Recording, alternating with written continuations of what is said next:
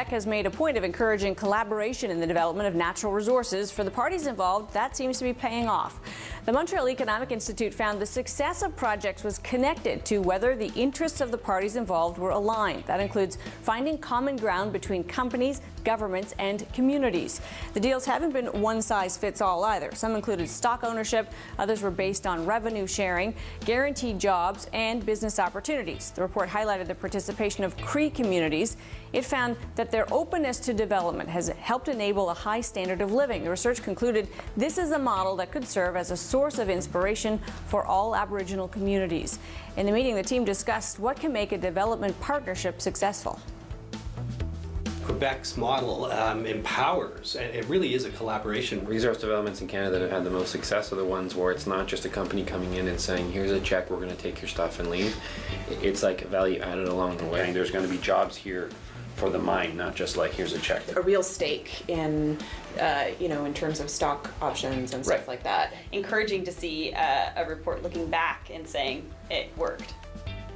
David Descôteaux is a public policy analyst with the Montreal Economic Institute. Great to have you with us, David.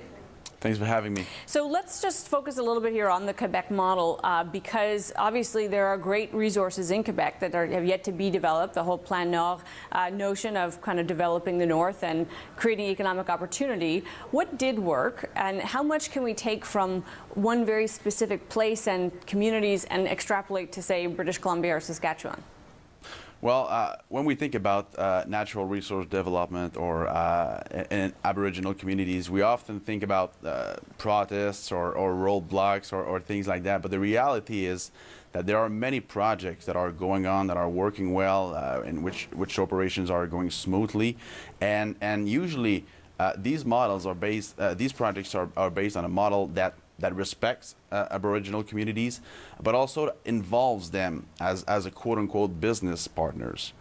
And the main characteristics of these agreements is that the local community has a direct financial stake in the success of the project, whether it's by being directly shareholder of the project, or the projects, or by having agreements that guarantees them royalty based on the profitability of the project. And so when all economics incentives are all aligned in the same direction, when everybody pushes in the right direction, there's a greater chance of success. So what we've seen, I think, unfortunately, David, is that with some projects, and we might put Northern Gateway in this category, I'm not entirely sure, but with some of them, it seems as though maybe the timing of engagement is a little bit off. Is there a best time to say to all the stakeholders, we need to be at the table, and can you leave it too late when you go back to communities and say, we now need you involved? Do they feel that they weren't consulted enough and it sort of upsets the whole process?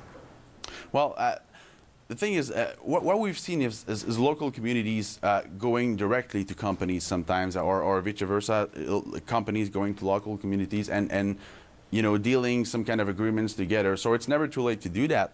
And in some instances where there are frictions, everybody can just sit at the table and find an agreement that can satisfy all parties. So we do have obviously very different kinds of First Nations communities. Are there some characteristics of some that make this easier, this form of collaboration, including some have the geographic luck of actually owning, literally sitting on a piece of a resource, while others have simple kind of right-of-way issues? Does it make a difference?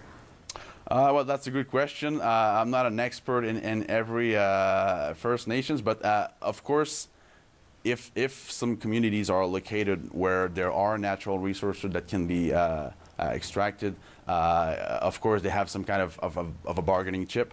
But I mean, every community that wants to be involved in natural resources, and in Quebec there's a lot of it. In the north of the province, it's by going through such agreements where everybody can benefit from the profitability of the project, because in that case, nobody has an incentive to slow down the project, or if there's a problem for everybody. So as long as everybody's motivations are all aligned, I think it's the way to go. And I think every community anywhere could find such kind of deal with companies. I would imagine that for some First Nations communities, although the economic benefits might be clear and very tantalizing, the kind of friction with a traditional way of life, with protecting the environment, things that are very culturally important, might kind of butt up against one another. Is there a kind of a best practice around managing that conflict?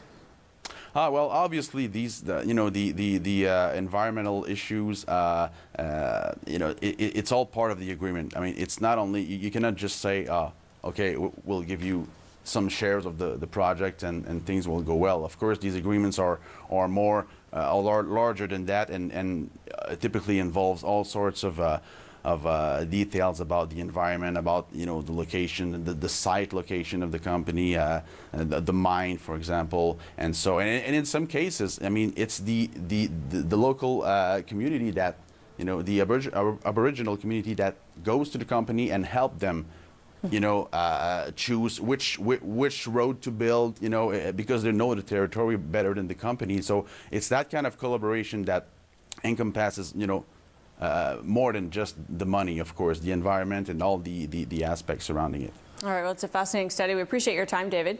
Thank you. David Descôteaux is a public policy analyst with the Montreal Economic Institute.